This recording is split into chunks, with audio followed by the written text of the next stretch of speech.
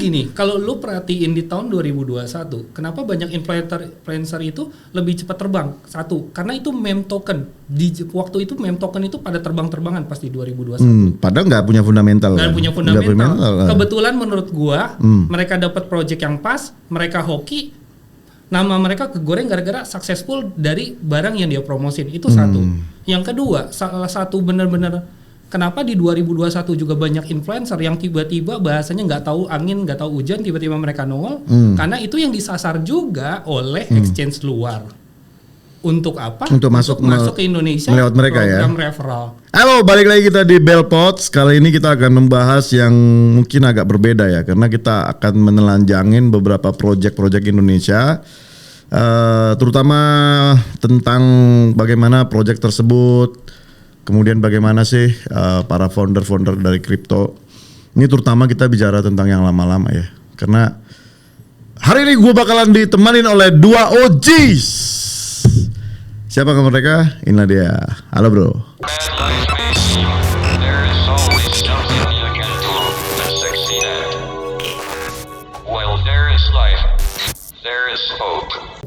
Bro Edward dan Bro Musa. Halo bro. Halo bro. Sehat ya? Sehat. Nah ini gue kenalin kalian, nih Bro Gustaf dulu pernah di salah satu project blockchain Indonesia yang pertama katanya. Jadi dia dulu ngurusin komunitas. Jadi mungkin sekitar tahun 2018 lah ya. Nah sekarang sudah 2024, ini orang udah dulu pernah hilang banget. Nah sekarang udah muncul lagi. Karena gue dapat informasi kemarin dari Abi ya. Dari Asosiasi Blockchain Indonesia katanya dia gabung. Wah, kok bisa gabung? Kenapa? Kan gitu ya. Nah jadi nanti kita akan ulik seperti apa sih dia sekarang. Kemudian ini teman gua yang satu lagi Musa, yang sekarang udah di salah satu exchange besar juga. Yang dulu juga gua kenal tahun 2018. Kerja di exchange yang sudah bangkrut. Bukan bangkrut ya, mungkin udah tutup gitu ya. Namanya Gopax dulu. Nah jadi ya dia orang pertama yang gua kenal dulu yang bangun komunitas exchange pertama di Indonesia hampir tiap bulan bro, hampir tiap bulan. Nah sekarang dia muncul lagi nih dengan Indo Crypto Law. Nah jadi gua lagi ngobrol sama di OJs. Inilah dia Musa dan Edward. Oke, kita langsung bahas nih bro. Siap. Kita bahas yang panas-panas, jadi gua nggak mau kalian tertutup. Oke, deal ya. Amin ya, deal ya. Oke bro, pertanyaan pertama. Ini sekarang gue lihat banyak influencer bangsat nih bro. Anak sok tahu, anak yang baru kemarin muncul, tiba-tiba ngomongin kripto lah, ngomongin trading lah, ngomongin cuan gede lah. Come on fucking shit gitu loh. Kita udah hidup mungkin berapa cycle? Tiga cycle. 3 ya? cycle. Nah which is total itu 4 cycle, ya kan? 4 cycle di kripto dan kita udah tiga kali ngalaminnya. Tapi nih gue agak tersinggung ya dengan beberapa para influencer baru nih. Gara-gara media-media YouTube sekarang lagi hype-hype-nya. Ini mereka ngambil kesempatan dalam kesempitan sih. Menurut lo gimana sih para influencer kripto ini? Bangsat gak sih? Kalau dibilang bangsat sih ya so-so lah ya gitu. Karena sekarang kalau lu lihat kebanyakan ini kan banyak influencer yang dalam bahasanya sekarang lebih banyak ke sok tahu. Itu yang pertama. Yang kedua, lebih bagaimana mereka tidak mempertanggungjawabkan opinion sebenarnya, public opinion yang mereka deliver kepada publik. Karena kan sekarang mungkin niat baiknya mereka kan mereka mau kasih tahu kepada orang, lu untung loh kalau trading di sini. Lu untung loh kalau misalnya ngikutin misalnya ada campaign airdrop di sini. Lu untung loh kalau misalnya ngikutin pre-sale di sini. Tapi kan mereka nggak pernah cukup wising menurut gua untuk benar-benar ngerti secara bisnis. Yang mereka kerjakan kan kebanyakan meme token. Lah misalnya mereka ngelihat dari sisi meme token, wah lu meme token aja gua main nih gua bisa cuan nih. Terus gua bantulah teman-teman gua dengan men-share informasikan. Iya, itu kalau untung. Lah kalau buntung kayak gitu. Nah, tapi bro, masalahnya mereka lebih terkenal bro. Kenapa? Iya. Kenapa? Itu jadi pertanyaan. Ini sekarang kayak gue lihat ya, kayak exchange ya kan. Itu kan mereka mengeluarkan ini juga kan, kayak semacam informasi kan di sosial media mereka. Tapi kan datar-datar aja kan. Tapi kenapa para influencer ini kayaknya langsung boom roket gitu loh. Jadi apa yang mereka ngomong itu kayaknya benar semua gitu loh. So gimana dong? Nah, Kalau yang gue lihat ya, yang pertama tuh mungkin nih gue dari sisi ini ya, edukasi ya. Jadi yang pertama tuh memang bahasanya sih sebenarnya. Jadi bahasa, memang oke. kalau kita ngomongin bahasa, yang orang Indonesia kan pengennya yang cepat-cepat aja kan saat ini ya. Yang tadi betul kata si Bro Edward ini gitu. Jadi kayak mereka tuh pengen kayak gue tujuan gue apa sih kripto gitu. Karena tadi udah terpengaruh tadi ya dari influencer tadi, mereka bilang kayak ini gue dapat mereka gini, mereka itu bisa ngerangkai story. Si influencer ya, mereka bisa ngerangkai story, apapun yang terjadi dengan portofolio dia diceritain story-nya. Dan rata-rata orang Indonesia, ini gue belak-belakan. Show off lah, gue punya $5.000 lah, $40.000 Misalnya lah. sih, gue cuma modal $100 kita bilang gitu ya. Iya, terus dapat 52 miliar kan. Iya, bangsat ya. Jadi memang hal story itu makanya story itu yang dikemas, yang gimana caranya biar bisa jadi hal yang menarik kan gitu. Makanya kelihatannya kayak jadi trading guru semua gak sih gitu? Iya, kayak trading guru. Gitu. Dan kalau gue bilang sih, sebenarnya tujuan mereka bukan ngajak orang untuk trading sih. Cuman mungkin untuk mendapatkan ya atensi aja, untuk mendapatkan atensi di saat momen-momen yang lagi kritis, gitu loh. Iya kan? Dan memang mungkin masalah satu ya yang kita darurat ya. Darurat riset, maksudnya darurat membaca lah kita bilang, benar-benar darurat. Ya kan memang literasi kita memang rendah, Bro. Betul. Tinggal istilahnya, makanya kan influencer itu kenapa dicari, karena ya menurut orang awam ya mereka terpercaya gitu loh. Iya. Padahal oke, I said to you lah, kita udah kenal 2018 ya kan. Gua kenal lo 2018 di saat kita mulai kripto di Indonesia ya kan. Di OGs ya kan, old guy ya kan. Tua dong. Enggak lah. Nah, gitu. Sekarang gue tanya jujur sama Glenn, para influencer-influencer sekarang yang lagi ngomongin kripto, kan kalian kenal nggak sih sekarang? Nggak ada kan? Nggak ada. Mereka nggak ada kan? Kebanyakan semuanya itu lahir di tahun 2021 pas lagi COVID. COVID kan, semuanya kan? Kita lagi kritis di tahun 2020 pas pertama kali Maret. Iya, dan itu bear market juga kan? Iya, bear market. Ya mau nggak mau kan secara kita sebagai pengusaha, pembisnis dan juga orang yang udah aktivis, kita mengikuti keadaan. Tapi pada momen itu sebenarnya ya memang kita nggak bisa pungkirin ya generasi baru keluar. Iya. Which is mereka mengandalkan ya short movie kan, short yang dan short ini kan baru muncul juga kan. Kalau dulu kan kita agak panjang frame-nya. Jadi orang juga nggak dapat informasi fullnya. Jadi mereka yang lu bilang tadi, mereka langkai sedemikian rupa sehingga menarik gitu ya menurut orang. Akhirnya ya udah mereka yang sama mungkin gini kali ya. Kayak yang kalau yang gue lihat ya, mungkin kita kalau mau ngehubungin sama regulasi juga ya. Di 2019 tuh regulasi udah keluar kan. Jadi narasi pada saat itu ya, narasi exchange dengan Indonesia dan juga narasi yang lainnya itu tuh udah mulai setara. Kalau kripto itu udah bisa dimainkan, diinvestasikan di Indonesia. Lebih broad lagi. Makanya kita tahu lah Bro Edward sama Bro Isbel ya. Kalau dulu kan lu tahu sendiri channelnya kan nggak ada. Iya, dulu nggak ada channel. Lu coba lu mau digital marketing nih. Lu mau pakai kita sebutnya Facebook Ads gitu, Google Ads. Nggak bisa mereka di ban kan. Makanya setelah itu apa akhirnya masuk ke komunitas. Jadi WOM itu bener-bener panjang sampai pada akhirnya kita punya legitimasi, kita dapat regulasi baru masuk. Di situ lah menurut gue ya di 2020-2021 betul kata Bro Edward, itu tuh bener-bener langsung semua orang yang memang pernah nyoba gitu istilahnya ya ngerasa kayak gue dapat untung nih dari sini. Iya. Dan saat itu memang pada saat bull market kan ya. Habis bear market kita di 2018 ya kan. Betul. Dari harga 69.000 jatuh banget sampai 8K loh waktu itu Bitcoinnya. Akhirnya tahun 2001 Covid apa semua kan ada dana dari IMF dan lain-lain, dia cetak duit beberapa triliun, 40% loh. Dari total dunia punya duit dicetak. Nah itu semua market naik tuh. Jadi kalau gue bilang ada yang kaya nggak sih dari trading? Menurut kalian ada nggak? Kalau dari gue sih untuk dari trading ada. Cuma lu bisa hitung pakai jari. Sekarang kalau lu nggak, dalam artian gini lah bro, 100%. Berapa orang yang untung? 1% palingan. Paling 1%. Artinya 99 ini hancur semua gitu loh. Cuman kan narasi si influencer ini selalu ngarahin ke trading kan, ke trading. Sementara narasi tentang bagaimana kita membangun platform, bagaimana kita mempelajari cara membuat blockchain seperti yang sudah ada, itu nggak ada, gitu loh. Harusnya kan itu dong yang dibangun, bagaimana membangun mentalitas kita tuh untuk membuat produk. Nah, bukan cara instan dengan trading gitu loh. Iya gak? Sekarang kan gini, kalau lu perhatiin di tahun 2021, kenapa banyak influencer itu lebih cepat terbang? Satu, karena itu meme token. Di waktu itu meme token itu pada terbang-terbangan pas di 2021. Padahal nggak punya fundamental. Nggak punya fundamental. Kebetulan menurut gua, mereka dapat project yang pas, mereka hoki, nama mereka kegoreng gara-gara successful dari barang yang dia promosin. Itu satu. Yang kedua, salah satu benar-benar kenapa di 2021 juga banyak influencer yang tiba-tiba bahasanya nggak tahu angin, nggak tahu hujan, tiba-tiba mereka nongol. Karena itu yang disasar juga oleh exchange luar. Untuk apa? Untuk masuk ke Indonesia lewat mereka program ya. referral. Dan iya. ya gue nggak menutup, dan mungkin buat teman-teman yang hari ini udah lihat kan hampir semua, lu boleh cek seluruh influencer yang ada di Indonesia, buka mereka profilnya, pasti ada Binance, pasti ada exchange kayak OKX dan lain-lain, pasti ada kok, gitu. Okay. Dan itu adalah revenue buat mereka loh sebagai influencer. Gue tahu memang kita di industri ini juga sama-sama cari uang, ya kan?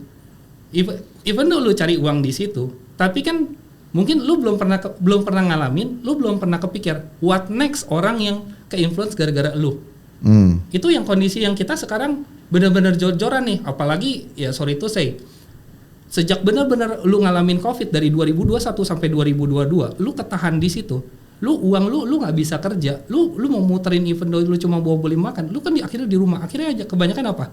Orang kan mulai digoreng dengan future market. Kita ngerasa nggak di zaman kita dari 2018 2021 nggak populer kan, walaupun kita misal trading di exchange luar ada future, mungkin orang taunya BitMEX saat itu, ya kan? BitMEX yang futures ya waktu itu ya. Itu pertama kali kayak gitu loh. Iya, pertama kali sih dia.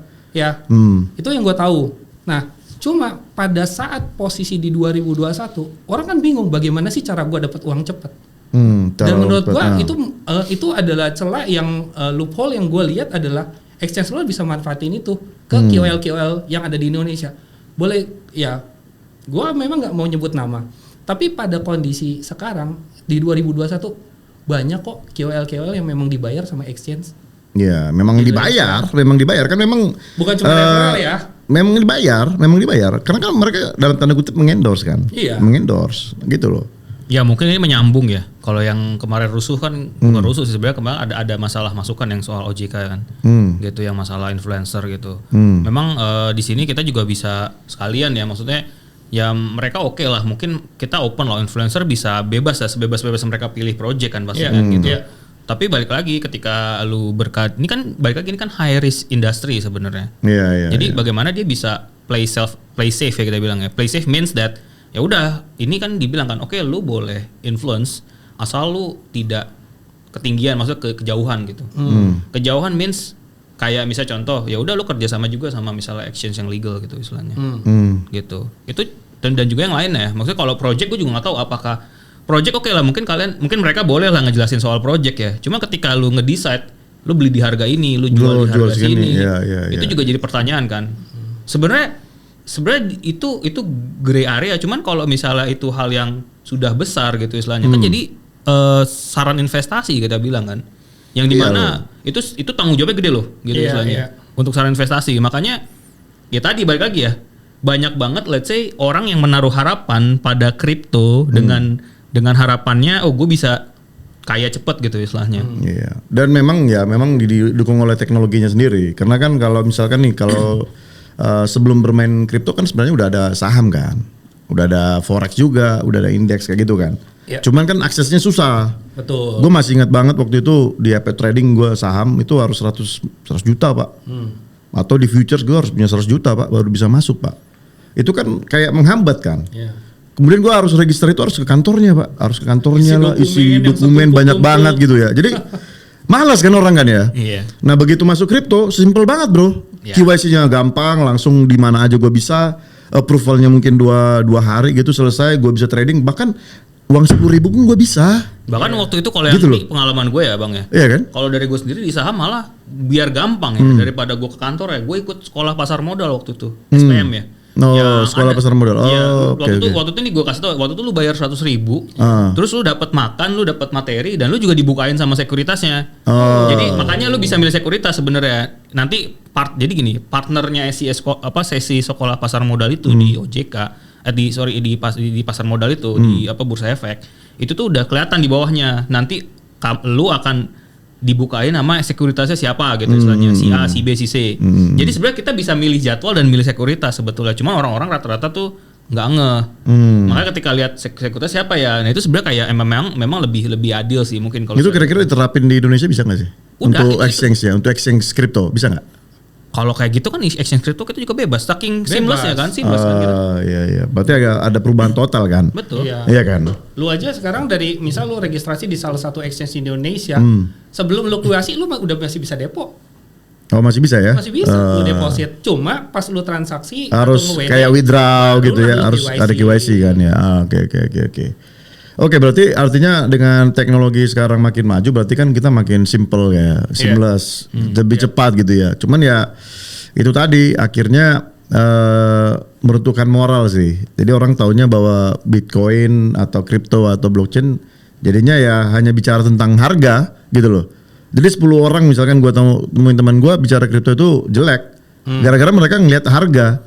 Gua masuk hari ini turun. Ya kan? Gua nggak masuk naik.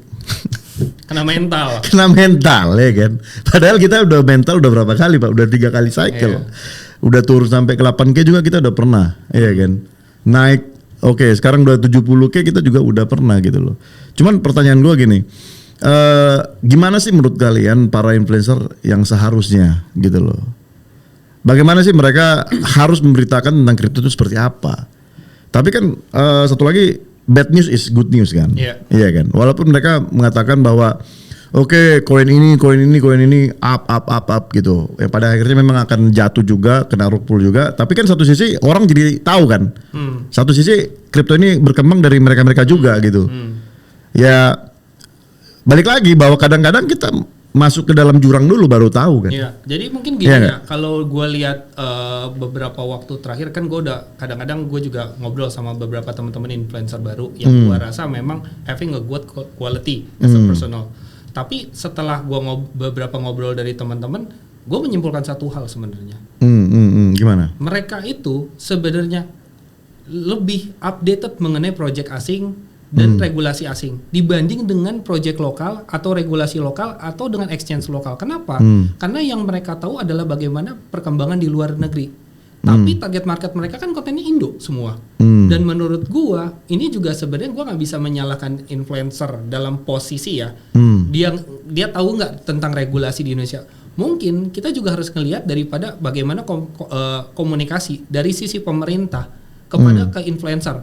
Ini menurut gua juga kemarin ya, sejak tiba-tiba influencer bakal dipermasalahkan ketika dia update konten terus tiba-tiba berubah lagi, itu menurut gua ini pemerintah serius gak sih, atau apa pemerintah gak ngerti juga bagaimana cara mengkomunikasikan agar dari sisi yang paling rendah influencer itu tahu bagaimana cara dia menyampaikan dan tahu aturan untuk bagaimana mereka menjaga keamanan dari sisi ya, terutama ya mereka punya follower. Kayak gitu. Ya cuman kan memang balik lagi bro, misalkan ya sama lah kayak sebuah perusahaan ya kan buat pedang. Ada yang buat ya bisa ngebunuh orang, tapi ada juga kan bisa motong bambu misalkan. Iya. Ya kan? Ya sebenarnya kalau bisa dibilang ya si influencer kan kayak itu menyediakan pedang aja. Artinya dia ngasih informasi.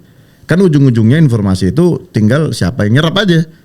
Dia mau nyerapnya positif ataupun dia nyerapnya negatif. Iya enggak? Nah sekarang gimana kalau yang disajikan itu adalah positif semua gitu loh, ya kan, tanpa embel-embel harus untung lah dan sebagainya.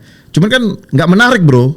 Ya sekarang kalau misalkan data-datanya nggak menarik. Ya sekarang coba lu lihat deh per waktu ini beberapa influencer yang sekarang maaf ya menurut gua sedang marak-maraknya di sosial media ya, yang wah ini terkenal apa segala gitu, diundang apa segala. Coba deh, boleh ngecek mereka pernah mensosialisasikan mengenai regulasi nggak? Padahal mereka juga lebih lama loh. Udah bukan lewatin cycle 2023. Ini kita 2024. Mereka udah di 2023, 2022, 2021. Tapi tetap jor-joran untuk ayo ngajak orang keluar, main di luar. Padahal mereka, gue yakin mereka tidak buta kok. Mereka juga tidak buta. Mereka kan tahu kan. Ini masalahnya kan. Semua influencer yang gue lihat saat ini gede itu semua pasti cetakan 2021.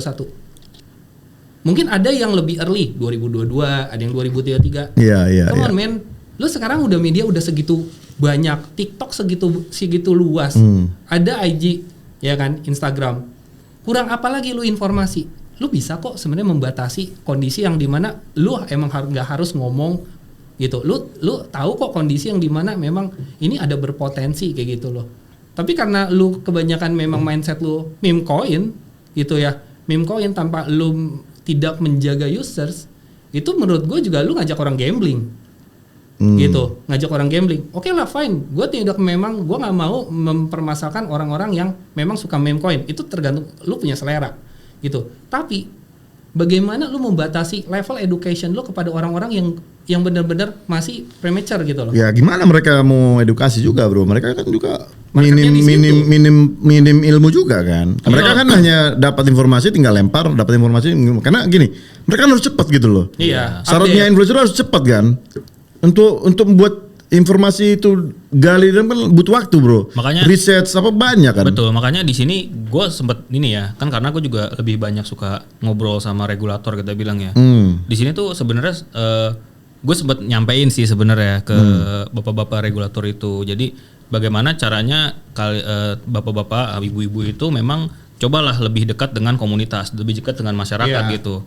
Karena kan salah satu stakeholdernya dari industri itu kan ada komunitas kan. Kita tahu lah, mungkin kalau kita sama-sama mengerti ya bagaimana strugglingnya membangun komunitas ya. Karena di 2017, 2018, 2019 itu kan di ban 2020 bahkan masih di ban kalau kita ngomongin Google Ads, Facebook Ads ya. Maksudnya channel marketingnya, channel memperkenalkan edukasi itu masih di ban. Masih kecil ya. Makanya di sini ya kita bisa lah, kita nggak tahu ya, kita balik lagi mungkin kita harus manage expectation, cuman bisa aja nanti ya kita tahu lah, jadi mereka juga oke lah, balik lagi informasi kan perlu kan, maka tadi kalau kita ngomongin regulasi kenapa banyak yang miss, karena kan ya di luar memang jarang update, di sini memang strictly regulated kita bilang gitu.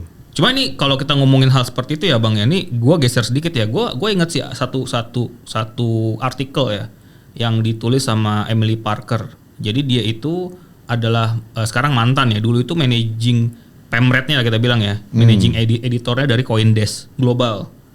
Jadi dia waktu itu nulis seperti ini.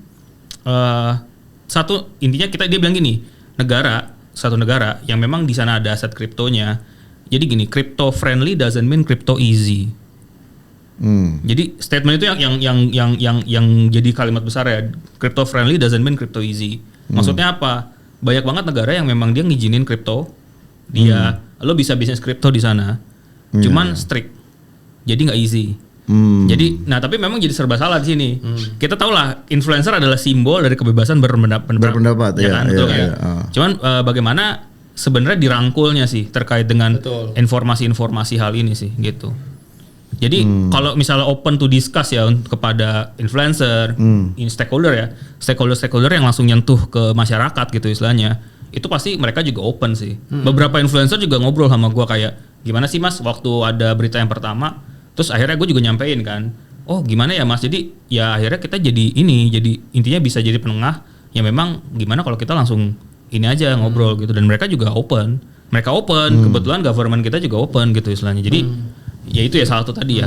Makanya gue juga berharap sebenarnya gini, jangan cuma ngarepin exchange untuk memberikan informasi kepada influencer mentang-mentang mau coba promosi. Itu yang salah satu yang gue paling concern soalnya. Betul. Coba kayak tadi kan pemerintah ngelakuin rajin sosialisasi. Apakah lu influencer di Jakarta? Kan influencer di Jakarta untuk kripto tuh sabrek-abrek. Banyak lah. Kalau di Bali menurut gue ya mungkin hampir nggak tahu ya, ada atau nggak ada, sekarang juga kembang ngempis gitu di Bali. Tapi kalau lu ngomong hari ini di Jakarta, seabrek-abrek semua nama-nama besar yang sekarang lagi harum wangi ya, itu semua ada di Jakarta. Kurang apa sih, deket kantor orang government juga di Jakarta gitu. Tinggal buka acara di hotel, bikin di ballroom, sosialisasi. Daripada sekarang kan miskomunikasi akhirnya. Regulasi tiba-tiba bilang dipermasalahkan, sekarang diperbolehkan. Lah ini ambigu banget menurut gua. Gitu sekarang. Iya sih. Udah gitu kadang-kadang influencer baru ini kurang ini ya. Nggak tahu posisinya ya. Bawa sukem gitu ke orang-orang oji gitu. Kayak dia perasa paling jago, paling ngerti semua gitu ya. Iya, karena pastikan sekarang gini. Karena gini loh. Gimana? Lu kenal kripto dari lu trading kan? Iya kan? Lu kenal kripto dari trading kan? Sama gitu loh. Dan kita udah ngalamin gimana kita trading hancur-hancuran kan. Oh iya. And the end kita mau balikin dengan buat project ya kan. Jadi ini gue pikir bahwa cycle-nya akan seperti ke sana gitu. Tapi kayak mereka tuh udah merasa jago banget, dapat duit ratusan persen, ribuan persen gitu. Kayak merasa, gue hebat banget ya gitu-gitu. Indian nggak tahu mereka bakalan minus 99% kali. Ya, lu pasti kalau udah main di kripto, lu udah pasti akan ngalamin rugi. Nggak mungkin lu tidak akan pernah ngalamin rugi. Iya. Ya, lu sekarang prinsip di trading gini ya, di trading. Di dalam proses trading pasti ada yang kalah, ada yang menang. Nggak akan harus ada yang menang. win. Kita trading aja mungkin karena kita memang udah dibeli di bawah, kita lebih sabar, kita lebih ngerti technical analysis, itu yang dibuat-buat ya kan, dengan prinsip teknik dewa segala, pakai chart kayak gitu. Lu pasti ujung-ujung pasti ada yang kalah kok. Ya pasti ada kalah dan menang lah, ya kan. Apalagi kalau udah bandar Mologi ya. Bandar mologi. Iya kan, apalagi kalau udah bandar main, udah mau ngomong apa, TA nggak ada cerita. Nggak ada cerita. RSI, MACD lah, Bollinger lah, abis, Iya. bersih, gitu loh. Karena mungkin gini ya, saat ini gak pernah juga ada developer yang berani ngebuka diri. Membuka diri bagaimana mereka beroperate, bagaimana mereka mengelola dana. Kan sekarang gini, influencer juga bahasanya polos banget menurut gua. Oh, ini nih dia terkenal, Twitternya gede. Dia tiba-tiba jadi advisor di dalam sana. Come on man, lu jadi advisor. Antara cuma 2 pilihan, antara kamu dikasih uang atau kamu dikasih token. Atau memang ada dua-duanya di dalam bisnis proses di kripto, ya kan? Oh, masuk nih si artis ini misalnya masuk. Dari begitu ngetrend, itu yang mendasari bahwa ini project legit. Bagus. Tai ya kucing kan? bagus. Teknologi aja nggak ngerti, gimana prosesnya nggak ngerti. Bahkan gue paling lucu ya, bilang blockchain bisa menyelesaikan semua masalah. Anjing. Bel, sorry to say ya, lu boleh lihat deh. Ingat zaman NFT, industri NFT. Itu siapa yang lebih banyak gembar-gembor? Apakah projectnya atau artisnya? Artis bro. Artis kan masuk juga di zaman itu. Iya. Artis inilah, artis itulah. Iya. Karena mereka memanfaatkan hype doang. Mereka punya nama, ada hype. Ya udah. Masuklah semua ke jurangnya kan. Masalahnya gini, kalau kita telah masing-masing ya, ini gue pribadi misalnya, ketika gue belajarin soal blockchain sendiri, akhirnya ketika gue ngejelasin ke orang, sebenarnya kita ngomongin OG ya, kalau kita ngomongin yang lama-lama udah pada belajar ya, kayak senior gue juga gitu istilahnya, itu ujung-ujungnya adalah ya kalau lo memang butuh blockchain ya udah blockchain, tapi kalau nggak butuh nggak usah di blockchainin gitu istilahnya. Kalau kita ngomongin blockchain ya emang gitu. nggak wajib. Iya. Emang not everything. Nggak semua juga. Betul, nggak makanya. semua. Orang coba deh ajak ngomong orang IT yang beneran IT ngerti infrastruktur, dia pasti ketawain kalau lu pakai blockchain. Bahkan World Economic Forum ya, itu tuh bikin kalau lu memang kantor lu atau organisasi lu butuh blockchain, itu ada 11 pertanyaan atau assessment yang lu butuhin untuk ngejawab lu butuh blockchain atau tidak. Ya, bahkan ada tulisannya tuh. Oh, kalau misalnya lu cuman seperti ini kebutuhan lu ya udah. Ya enggak usah. Enggak usah dipaksain gitu loh.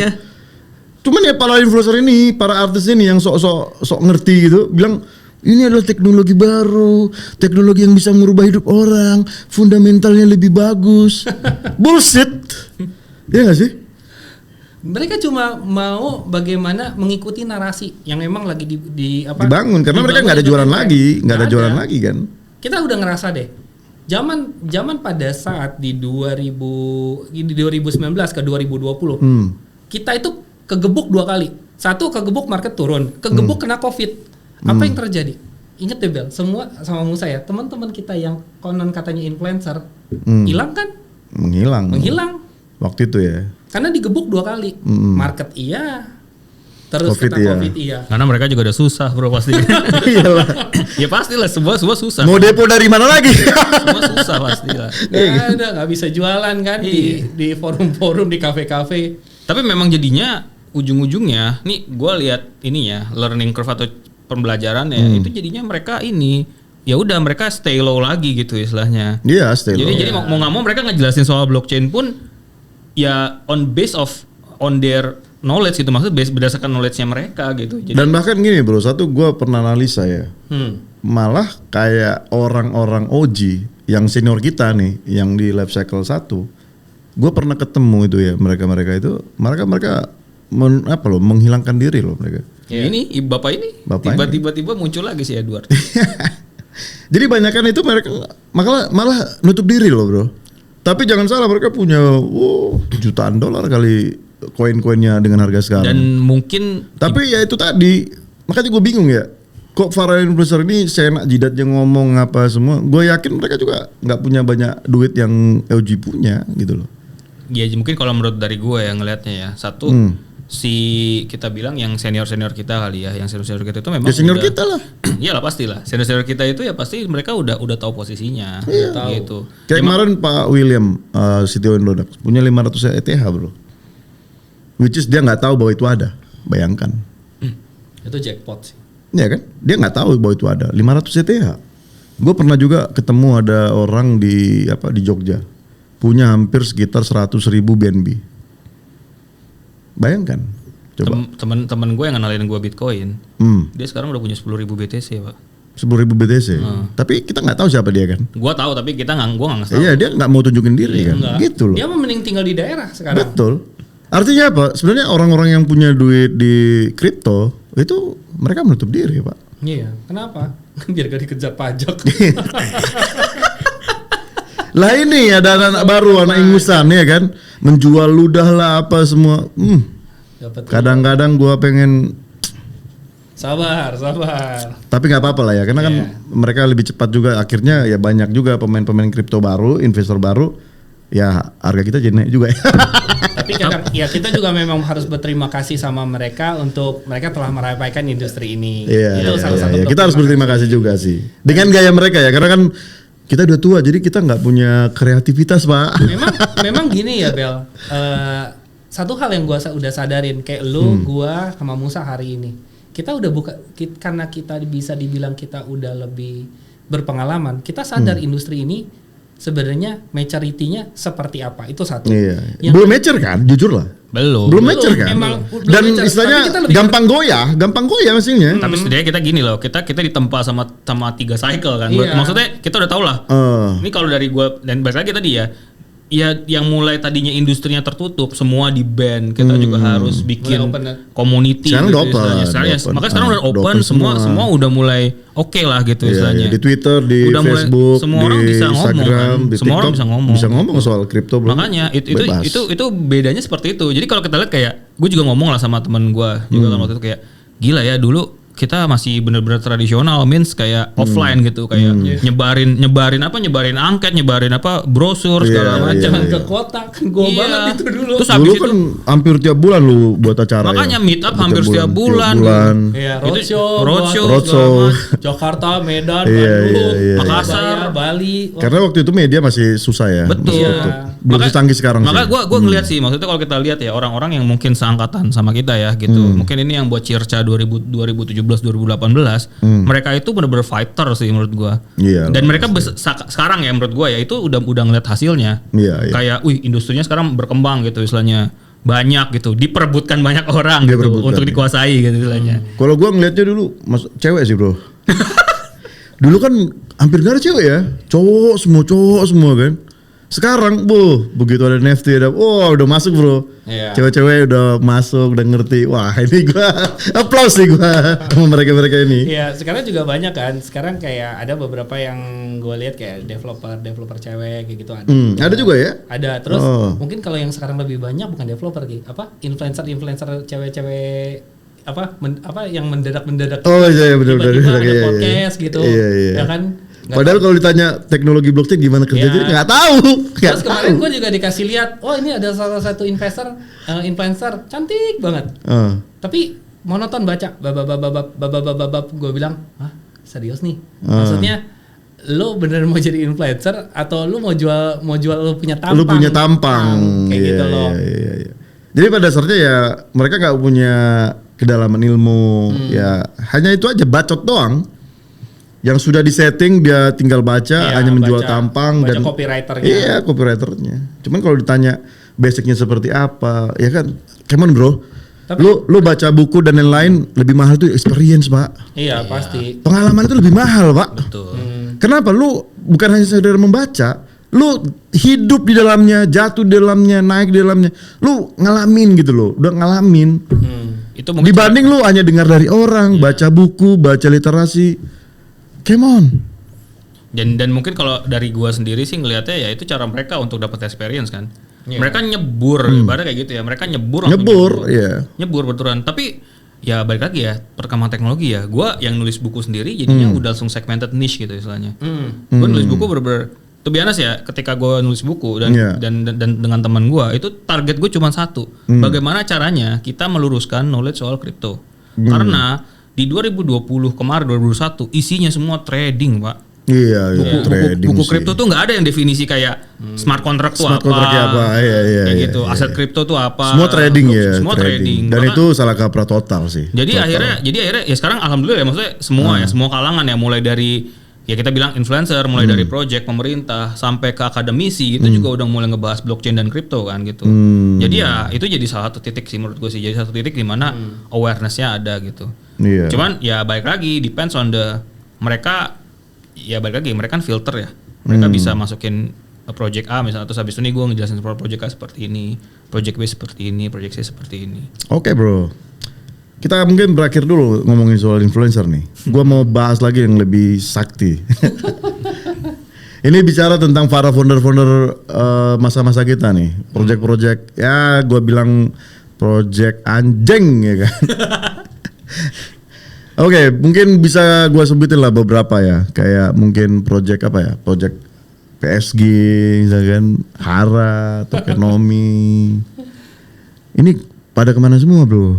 Vexanium ya kan. Ini gimana sih sebenarnya menurut kalian? Waktu itu kan zaman-zaman kita di mana lagi hype banget ya. Iya. Dan duitnya gue rasa ya waktu pre-sale itu wah hampir puluhan miliar, ratusan miliar gitu Luar biasa. Luar biasa loh waktu itu, bro. Gila. Gue bilang menjual emas yang tidak ada wujudnya gitu ya. Orang terkagum-kagum dengan teknologi yang mereka nggak tahu. Wah, Satu lagi bang, satu lagi. Salah satunya ada yang masuk Forbes 30 under 30 lagi. Oh, maksud Forbes, iya. Serius. Tapi ini bukan si levelnya, tapi salah satu dari orang itu dari ya. ini ya. Disebut dong. Nah, maksud gue gini loh. Sampai sejauh apa sih sebenarnya proyek-proyek di Indonesia gitu? Artinya gini, orang yang lama-lama aja bangun proyek itu hancur, bro. Gimana dengan orang-orang yang sekarang yang nggak punya fundamental? Karena gini Bel, karena mungkin ini khususnya di area gua ya. Karena kan gua ngalamin di my old company ya, Vex gitu. Kebanyakan yang kita alamin saat ini dengan beberapa project-project terakhir, masalah yang paling besar itu adalah gini.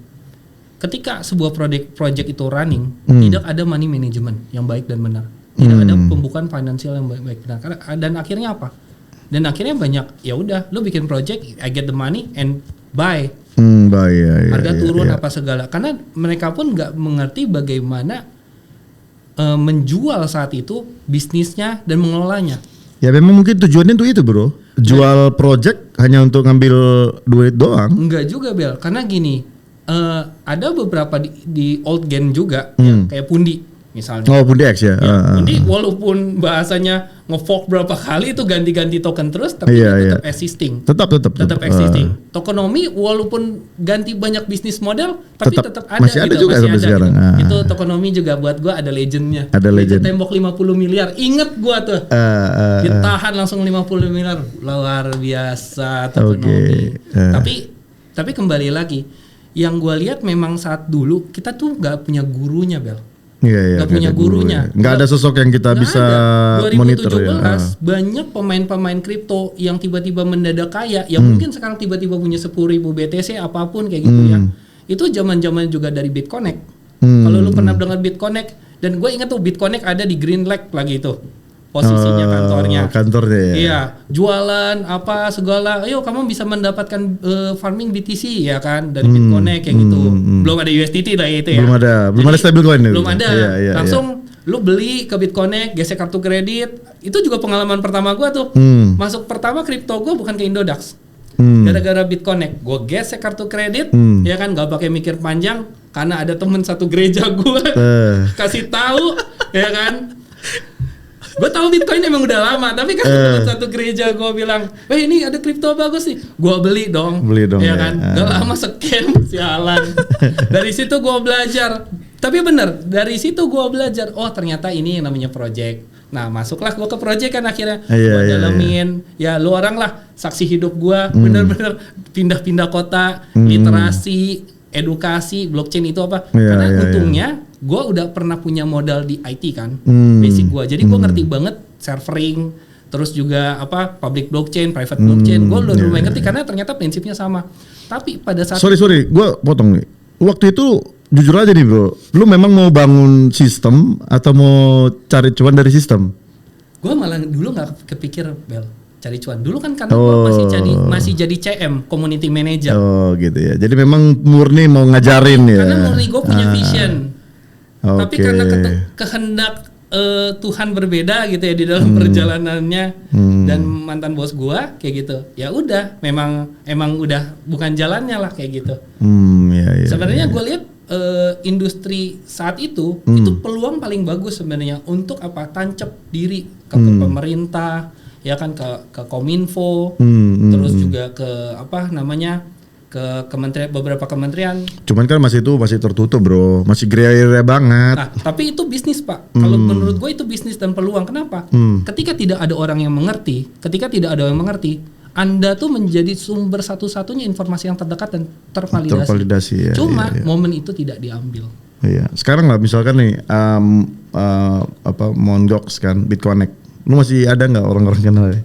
Udah nggak tahu udah nggak ada lagi ya. Yeah. Malah menurut gua yang si Mongox ya kita bilang itu malah jangan-jangan mereka nggak sadar kalau mereka punya Bitcoin tuh udah segitu harganya. Iya mungkin nggak sadar ya. Bisa jadi ya. Malah bisa jadi. Kan banyak banget wallet dorman kan di dunia kan. Iya. Wallet dorman tuh banyak banget. Makanya sih. Terlalu banyak. Yang 1000 BTC banyak bro. Itu wallet dorman tuh.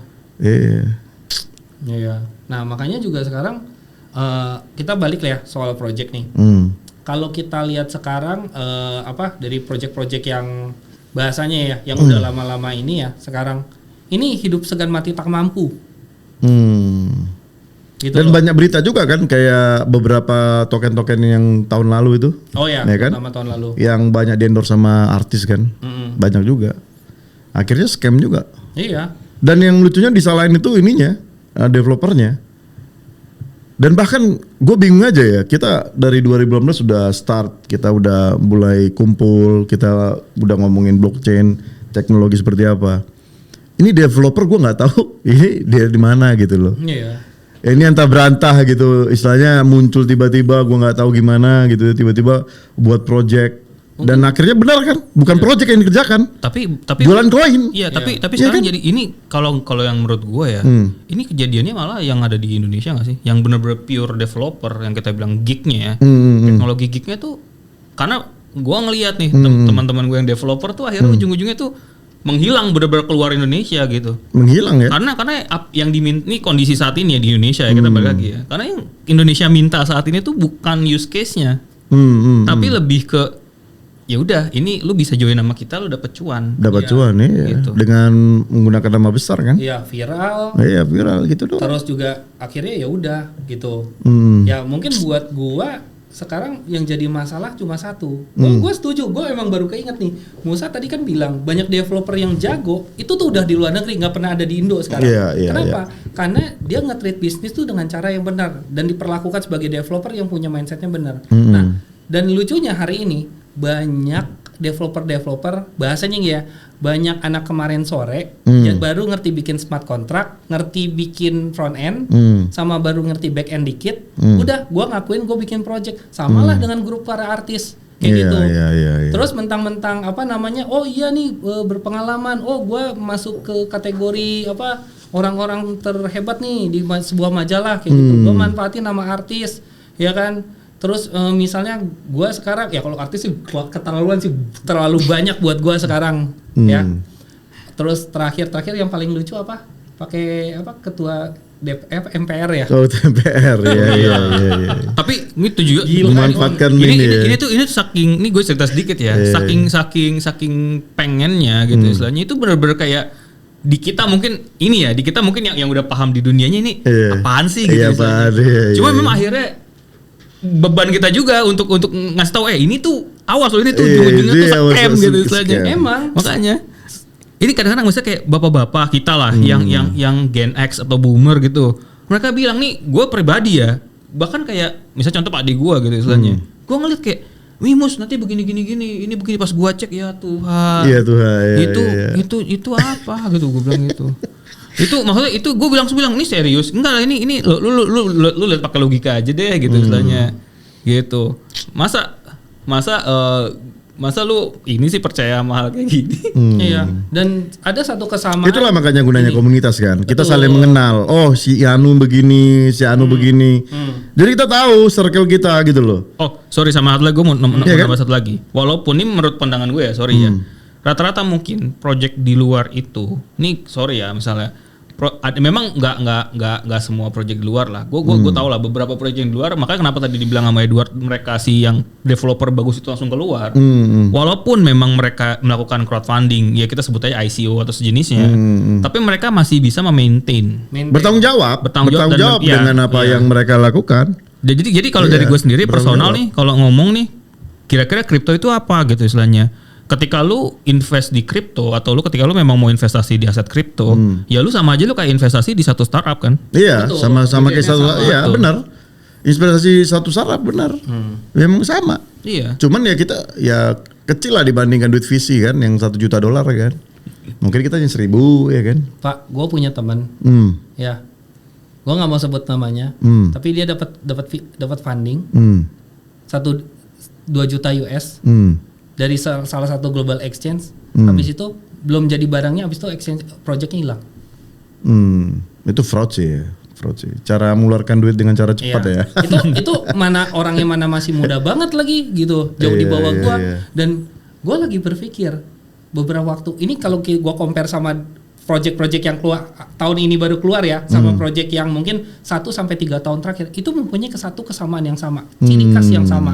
Berarti istilahnya itu memang orang yang sama ya di belakang itu ya. Iya, karena menurut gua memang udah sekarang ada oknum-oknum yang memang tujuannya bikin project, nge-scam, ponzi, dan memang dia punya backers sekarang. Backer yang dalam arti gini, backer dalam arti yang mereka punya uang, punya modal, ya punya network, punya jaringan kuat lah. Ya punya jaringan kuat, itu yang sekarang dimainin gitu. Walaupun yang dijual dalam konteks ya adalah RWA, terus adalah yang memcoin lah, nggak sampai memcoin lah, infrastruktur, terus apa namanya metaverse lah, ya, kayak gitu, NFT lah, AI gitu. Udah nggak masuk akal. Dan jadi apa-apa dihubungin sama blockchain lah, apa-apa ya. Dan sekarang tuh yang paling benar-benar bikin gua benar-benar kesel sama industri ini terutama, ya bagaimana sih cara lu ketika lu invest di sebuah project, please jangan lihat dari sisi cuma CEO-nya atau backer artis atau apalah. Lu cek dulu gitu loh. Lu sebagai developer kalau lu nggak mau disalahin, kan sekarang banyak artis yang ngeblame bilang bahwa gua nggak tahu apa-apa. Gua nggak tahu apa-apa. Come on man, you CEO. Iya gitu loh. Sekarang posisinya lu kayak ngelimpahin, lu udah tahu dia nggak punya background, nggak pernah ada successful project, nge-crowdfunding aja belum pernah. Ini mentang-mentang baru bisa bikin dipakai. Ini masih sampai hari ini masih kejadian loh di Indonesia. Masih kejadian ya. Menurut gua memang kalau baiknya di Indonesia, coba deh kumpulin developer yang udah punya sukses atau orang yang udah pernah ngikut sukses. Nih listnya orang. Kita malah bisa kasih orang kesempatan untuk cari kerja si developer Indonesia yang jago-jago ini atau yang lagi talent muda untuk di show up nih, talent muda bisa ngedevelop, ayo ambil. Come on, hari ini gue di Bali ya, nyaksiin ya di Bali. Banyak developer Bali itu diambilin semua sama project asing. Project asing ya. Dan mereka kerja itu ada yang remote, ada yang kerja kantoran di Bali untuk company Rusia kayak gitu loh. Kayak gitu. Apa jangan-jangan memang disengaja, Bro? Sengaja apa tuh? Gimana? Ya disengaja. Memang istilahnya kalau developer yang bener, dia kan punya mentalitas yang bagus kan. Memang dia pengen deliver project sesuai dengan inilah visi misi idenya kan. Nah jadi ketika ini si artis meng-hire developer yang nggak punya background sama sekali, yang hanya bisa ya lu bilang bisa smart contract doang, ya kan? Memang sengaja mungkin dipakai untuk ya ini mencari dana dengan cara ilegal gitu ya. Tapi ya nggak ilegal juga karena nggak dilarang juga kan, karena belum ada undang-undang Makanya kan kita pernah bahas kan, apakah presale legal atau enggak kan, ya kan? Kan ujung-ujungnya masih gray area kan, tidak ditangkap dan juga tidak dilarang gitu loh. Tapi juga nggak ada izin dan nggak ada apa, ya, pokoknya bisa jalan gitu loh, bisa jalan. Kalau terjadi fraud juga nggak ditangkap, ya kan? Jadi ya bisa jadi itu menjadi ini bro, menjadi sasaran tembak dia untuk cara meraup duit tadi dengan cara menjual teknologi. Ini ada cerita menarik nih. Ya semoga ini gak jadi panas buat banyak orang. Tapi gue harus ngomong di sini. Banyak orang sekarang menjual bisnis itu dengan whitelist sekarang. Oh dengan whitelist, iya. Yang penting dapat dapat list dari Bapepti, udah tinggal jual itu. Oh kita udah Bapepti, udah ini gitu ya. Dalam konteksnya ya oknum, oknum project yang mengakui bahwa, gue bakal lagi proses di whitelist Bapepti. Ayo sell gitu, gitu. Banyak orang yang sekarang gampang banget sih. Terus yang paling lucu gue lihat ya, gue lihat di sosial media ya, gitu. Kan suka nih karena gue sering ngeliat project-project asing kan, ada nih project-project lokal juga kayak gitu. Mereka bener-bener langsung jual nih konten influencer ini, ditaruh di kontennya dia. Oh si ini nih ngomong nih nih project bakal sukses di Indonesia, tipe bisnis kayak gini, kayak gitu loh. Banyak yang orang bener-bener nge-push kondisi-kondisi menggunakan regulasi juga sebenarnya. Sedangkan regulasi berarti kayak ini ya, serigala berbulu domba ya. Atau domba berbulu segala ya. Mungkin gue nggak terlalu tahu ya, mungkin Musa yang mungkin bisa lebih jawab lebih detail. Tapi yang gue lihat sekarang adalah apa? Even though like lu project atau lu sebagai investor kripto, ya, lu aja tiba-tiba masuk whitelist itu diaman-amanin. Project lu bakal bagus kayak gitu loh. Ini pun literasi edukasinya belum ada juga sampai ke situ. Apa sih whitelist Bapepti, tujuannya buat apa? Kayak gitu. Banyak oknum yang udah nih ada yang ngajuin mandiri, terus ada yang misalnya ada menggunakan exchange, dan juga misalnya tujuan untuk Bapepti itu nge-whitelist tuh apa sih sebenarnya? Sampai hari ini kebanyakan orang yang nggak ngerti itu benar-benar abu-abu. Jadi banyak miskomunikasi sebenarnya, posisinya buat apa. Karena kalau misalnya kadang-kadang beberapa oknum-oknum ini bisa bilang, oke, kalau gua jual ke pemerintah ini project, ini pasti sukses. Kayak gitu. Ini selalu yang didorong. Wah, misal gua kerja sama BUMN A, BUMN B, BUMN C misalnya. Lu project pasti sukses. Tapi kan tujuannya apa sebenarnya? Tujuannya apakah lu mau ngegoreng agar project lu bakal cepat laku? Ya, tujuannya gitu. Cari investor baru, bro. Cari investor baru, gali tutup lubang misalnya atau kayak gitu. Ya, cari ini mangsa baru dah, korban baru dah. Iya. Udah pastilah itu. Nah, mungkin gimana nih, Mus? Soal itu. Nih, Bapak. Tapi memang gini loh, jadi sebenarnya kayak jadi dua hal yang saling bertolak belakang menurut gue ya. Yang pertama, ini dari sisi exchange ya. Kalau misalnya kita let's say ngelisting aja gitu istilahnya, kita tahu nih di luar itu kan cepet banget kan, secara hype-nya lah, atau mungkin kayak bener-bener istilahnya kita bilang investor preferred atau yang benar-benar disukain sama investor ya kita bilang gitu. Kita pengen dapat momen itu juga sebenarnya dari action. Momen hype-nya ya. Momen hype-nya. Karena kalau misalnya kita nungguin misalnya contoh telat lah. Itu baru itu let's say ini memang di peraturan juga ada kayak cuman 6 bulan sekali atau mungkin satu kuartal ya. Artinya 3 bulan sekali gitu atau mungkin 4 bulan sekali lah. Jadi ada 3 session ya. 1 tahun gitu. Ya pasti telat gitu. Kayak misalnya contoh ini beberapa let's say kita bilang aja ya meme coin misalnya itu tiba-tiba udah naik banget gitu istilahnya. Ada yang meme coin yang satunya Rp30.000 kalau nggak salah sekarang kan gitu istilahnya. Yang si Wave itu kan. Wave ya. Itu kan itu udah mahal sebenarnya untuk ukuran meme ya gitu. Bahkan Dogecoin aja yang sering banget dibilang katanya bakal ada $1 aja susah. Katanya bakal ada fundamentalnya atau mungkin ada project. Iya. Makanya benar-benar ini sih benar-benar ini jadi challenge di dua tempat. Maka tadi gue juga sempat bilang kan, ayo deh kita guyup ya, kita bilang kita kumpul, kita komunikasi gitu istilahnya. Mungkin Bang Isbel kan dari media juga bisa punya corong yang dimana membantu mereka gitu. Dan ini memang kalau gue boleh sharing ya, dan memang dari regulator juga pengen seperti itu. Jadi ini gimana ya, soalnya ya lebih dekat dengan stakeholder, lebih dekat dengan masyarakatnya gitu istilahnya. Gitu, karena industri itu nggak cuma let's say kayak exchange atau projectnya aja, tapi ada investor atau masyarakatnya kan pasti yang connect langsung gitu. Sebenarnya udah bagus ya. Artinya gini loh, kita sebagai pembuat developer project di Web3 ya memang ya kita sedikit miris juga karena visi-visi itu kan nggak banyak melirik kita ya. Karena nggak tahu lah, mereka mungkin punya semacam due diligence atau semacam pemikiran bahwa Web3 itu masih belum layak lah untuk sekarang. Sehingga ya kita jujur aja, mereka nggak ada funding kan, nggak ada ngeluarin funding untuk ngembangin proyek-proyek yang kita kembangkan, ya nggak? Jadinya yang dimajuin ini sih Bang. Jadi Akhirnya kita kan mengambil cara lain kan, Ya. dengan cara mengumpulkan dana itu dari masyarakat sendiri. Gitu Oh, kan. ini satu hal nih. Ini gua sambung ya. Jadi gue pernah ngajar di satu universitas gitu, swasta gitu, cukup besar. Nah, sebenarnya gini, ini tuh jadi inovasi ya kita bilang ya.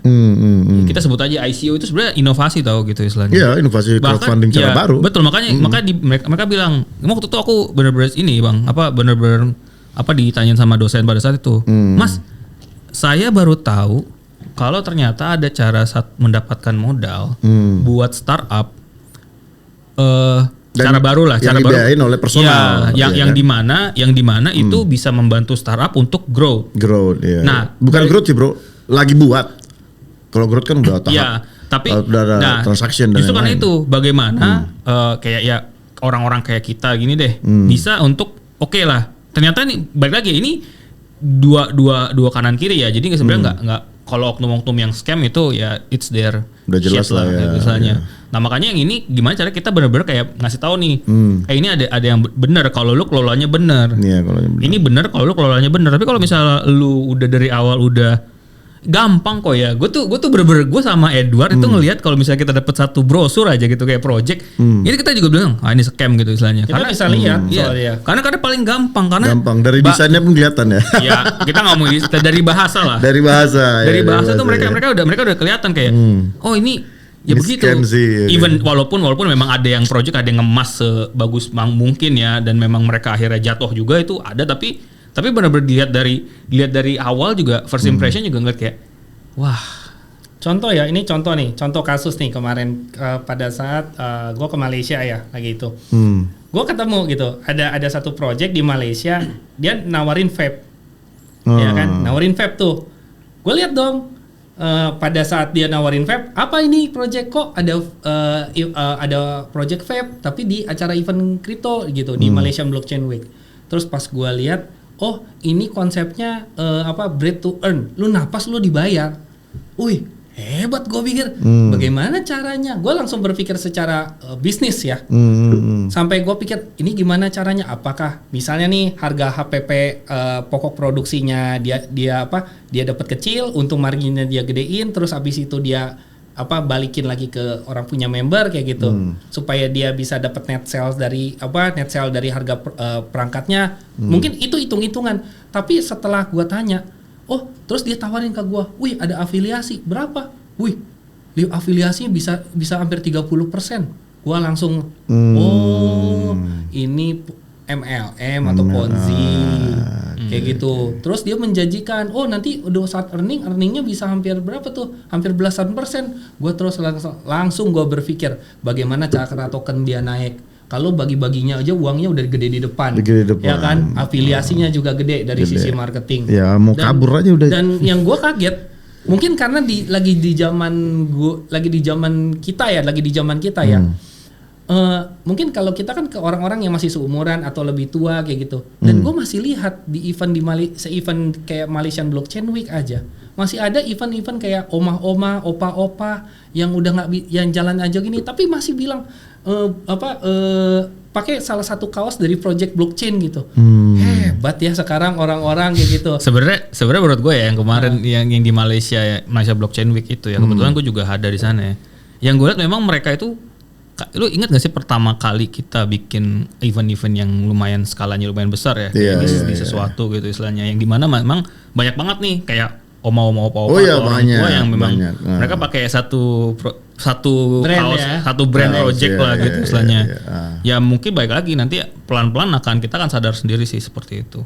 Cuma memang jadinya ya kalau kita boleh bilang ya kejadian dulu baru belajar gitu. Ya. Iya sih. Tapi kita udah nggak boleh begini lagi sih, karena market developing di Indonesia harusnya harus benar-benar mature sekarang. Kayak gitu, kita udah bahasnya, kita juga berharap dari pemerintah sendiri mohon atau segera mungkin bikin aturan mengenai tata regulasi ketika memang sebuah proyek itu misalnya mau coba jalan, apakah harus melalui sandbox atau misalnya ada program misalnya dari Kominfo atau seperti apa kayak gitu, yang misalnya dia bahasanya mensupport dan mengawasin. Ya balik lagi bro, kan regulator kita lambat. Mungkin 2 tahun ini masih ngurusin exchange saja coba. Apa ganti pejabat kan? Ya? Jadi kalau yang gue lihat lambat sih, harusnya kan dia karena gini loh, di blockchain itu banyak kan, ada DeFi aja banyak loh, ada borrowing lah, staking lah, farming lah, loan, banyak banget DeFi doang ya. Belum lagi DEX kan masuk juga DeFi kan, DEX Decentralized Exchange kan. Ini kan semua harus diatur. Belum lagi masalah NFT-nya lah, ya kan. Belum lagi sekarang udah ada RWA, Real World Asset itu seperti apa. Ini banyak gitu loh. Jadi terlalu lambat untuk mengurusin yang ya exchange doang.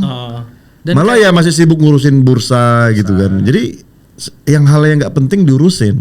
Sementara hal yang penting itu kayak lambat. Terus di Indonesia tuh ada yang lucu. Ketawa dulu dong gimana? Tapi intinya menurut gua lucu dan konyol. Apa itu?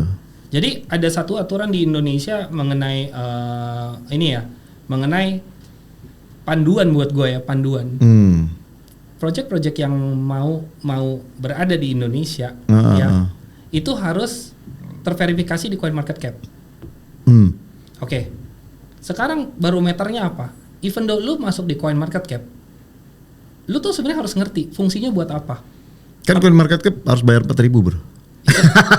Itu kalau jasa cepat, kalau jasa cepat, semua bisa dibayar. Jadi mau yang scam nggak scam masuk aja. Tapi yang gue pengen lihat adalah satu, apa sih pandangan pemerintah melihat sebuah proyek itu harus di CoinMarketCap, sedangkan datanya itu datanya sendiri itu adanya di luar negeri. Di luar negeri. Dan lu compare sama puluhan ribu proyek di Indonesia. Terus dan lu di aturan itu iya 500 besar itu konyol sih. Gua nggak tahu siapa yang ngajuin. Itu konyol sih. Tapi buat gua ini kenapa bisa terjadi? Apakah pemerintah kita digoblok-goblokin? Digoblok-goblokin kayaknya. Gitu. Itu gak masuk akal gitu.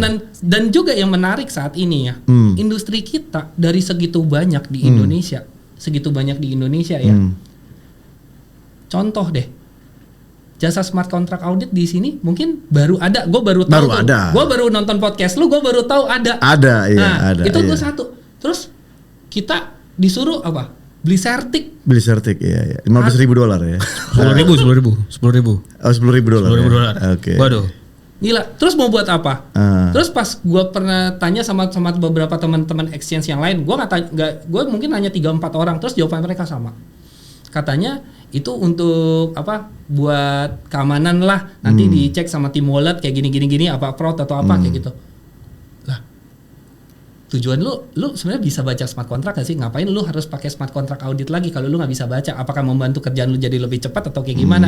Terus lu mau pakai yang murah sama yang pakai mahal, hasilnya juga sama. Apalagi sorry to say ya, zaman sekarang lu pakai AI aja, lu tinggal ketaruh smart contract karena gue udah pernah ngetes sendiri, gue sampai kepikir, wah kalau gitu gue bikin bisnis aja nih, kayak gini, gue tawarnya $1.000, orang kan nggak ada yang ngerti caranya gitu. Lu taruh di OpenAI, lu taruh smart contractnya, habis itu lu bilang, lu kasih prompt, tolong lakukan analisa kemungkinan bahwa smart contract ini akan ada fraud. Dia kasih listnya, langsung gue template, gue taruh ke PDF, langsung jadi bisa gue jual. Itu aja cuan buat gue, bisa. Dan yang paling lucu juga di Indonesia, coba Indonesia ada nggak sih kayak CoinMarketCap gitu sekarang? Kayak gitu, misal bursa satu indeks ya, yang dimana proyeknya aja banyak yang scam bro, mati. Buat apa dibuat CoinMarketCap? Sebenarnya gue tahu itu ada proyek di Indonesia yang kayak CoinMarketCap, cuman kayaknya memang butuh, orang pasti bakal nanya kan, kayak ini kan informasi sebenarnya kan bisa diakses lebih luas. Jadi unique selling point-nya mereka itu apa gitu. Selanjutnya itu jadi sering pertanyaan dari kita. Kenapa gue harus pakai elu kan? Pasti kan kayak gitu kalau jangan kan di Web3 deh, di startup aja pasti pertanyaannya gitu kan. Iya. Sekarang kan yang gue juga punya cita-cita ya sama ini industri. Kalau misalnya pun pemerintah kebingungan untuk melakukan indexing terhadap tipe kategori, apakah dia misalnya infrastruktur, NFT marketplace, apakah dia apa namanya DeFi. kayak gitu. Cobalah pemerintah mintalah buat challenge gitu di Indonesia, tolong dong siapa yang bikin, itu udah ladang uang sebenarnya buat orang-orang kayak project kayak kita bisa nge-plate. Dan enaknya kalau ditanya sama informasi, Anda kan punya mitra nih namanya si A misalnya, dan enaknya juga sebagai project lokal kita punya kebanggaan untuk bisa tervalidasi. Iya. Kayak Makanya nggak jelas sih, gue kadang negara ini nggak jelas. Semua harus diatur pemerintah, padahal pemerintah sendiri nggak engage sama orang yang ngerti gitu loh. Agak kurang. Bego sih gue bilang apa? Lu bilang kalau pemerintah tuh harus menjaga, tapi nggak tahu buat rule-nya gimana, gitu loh. Emang ada orang-orang di pemerintahan itu yang paham blockchain dari awal sampai akhir? Kan nggak ada kan? Pak, soalnya yang jadi dijadiin pembicara itu bukan orang yang pernah ngerjain dan pernah sukses. Iya, nggak pernah. Tapi yang maju itu selalu influencer. Iya makanya. Itulah Posisinya gobloknya di itu situ. begitu tuh. Gitu. Udah malas gue bro, bahasnya bro. Udahlah next time aja lah.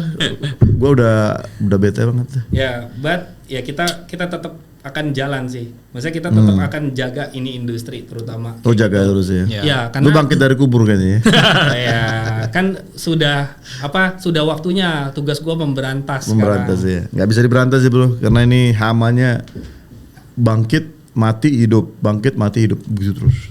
Alah, kita yakin kita pasti bisa, Bel. Masih bisa ya. Gitu. Oke, Bu Harapan masih bisa? Pastilah. Industri ini sehat? Pastilah. Masih bisa ya? Enggak, kalau dari sisi gue ya, gue ngeliat sampai sekarang kita ngomongin juga government ya, maksudnya sudah mulai open gitu istilahnya. Jadi semua balik lagi ya, ini kan ini gue buka aja, ini kan dalam masa transisi kan, peralihan lah dari government dari regulator A ke regulator B gitu, dari Bapepti ke OJK gitu.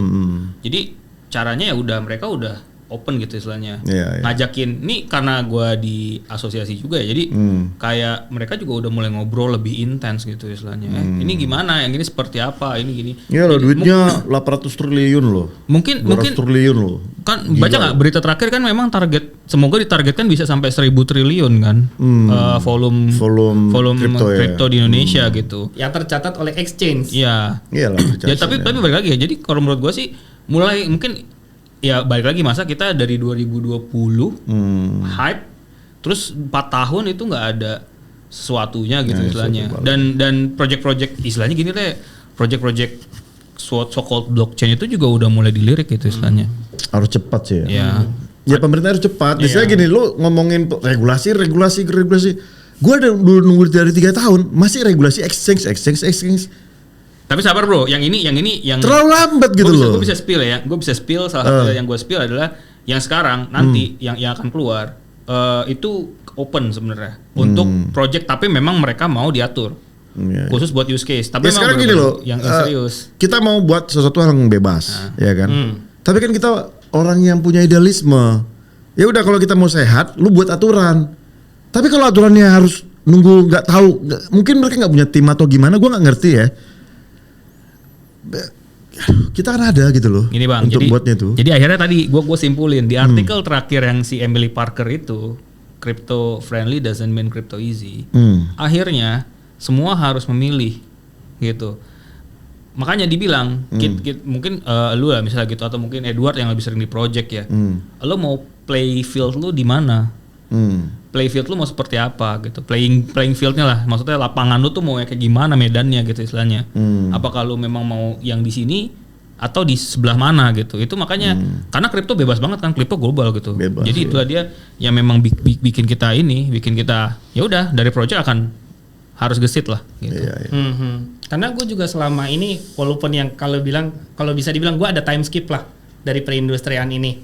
Selama gue ngehandle hampir puluhan sampai hampir 100-an project global, ya satu hal yang gue belajar, walaupun ada yang scam, ada yang enggak, tapi yang paling benar-benar gue bisa membandingkan antara Indonesia dan project luar, even though sorry to say lah, kayak lagi project Filipina, Malaysia kayak gitu, Vietnam ya Vietnam juga ada, mereka punya money management, mereka benar-benar taruh orang-orang yang strategis di mana mereka benar-benar menempatkan agar si project itu long lasting, benar-benar long lasting. Jadi gitu. bukan hanya satu orang yang merasa powerful banget, Iya. yang pegang project, pegang Kan sekarang keuangan lagi dan semuanya. digoreng-goreng. Oh, salah satu di Southeast Asia kalau lu mau cari market crypto terbesar, lu semua cari di Vietnam. Tapi kalau lu compare secara volume, iya memang gede. Tapi secara user base mereka kalah jauh. Kalah jauh sama Kalah Indonesia. jauh. Cuma Indonesia aja nih belum keluar kantong saktinya. Iya, iya. Kayak gitu.